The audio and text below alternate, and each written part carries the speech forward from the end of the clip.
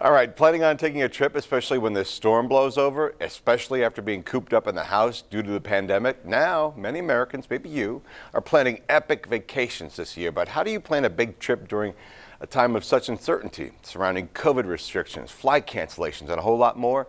Two words, experts say: travel insurance.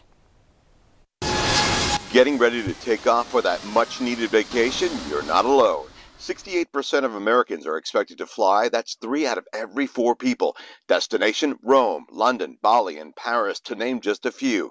Local pilot Tom Bittner, who went to flight school in Corpus Christi nearly 3 decades ago and now flies private jets out of CCIA, has seen travel rebound firsthand from the beginning of the pandemic. I was pretty much grounded for about 3 or 4 months. In fact, I took a flight down here out of Dallas-Fort Worth, and I had 2 people on board. To today.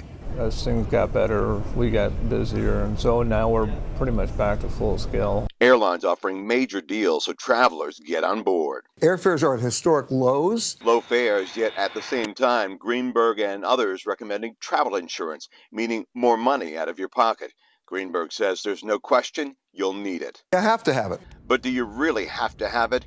Greenberg says since most people buy their tickets online, and that's where they opt in or out of the insurance, they need to think carefully. You don't know what you're covered for, and worse, you don't know what you're not covered for. And so many people discover that on page 95 of that website, which you never got to, there was that clause that said, oh, by the way, we don't cover for pandemic. They essentially bought worthless insurance. And that's why there's COVID-19 insurance that we first told you about Tuesday night. It covers medical emergencies, quarantine benefits, trip cancellations, and interruptions. Experts telling us it'll cost about $175, and that's for an entire year of travel protection.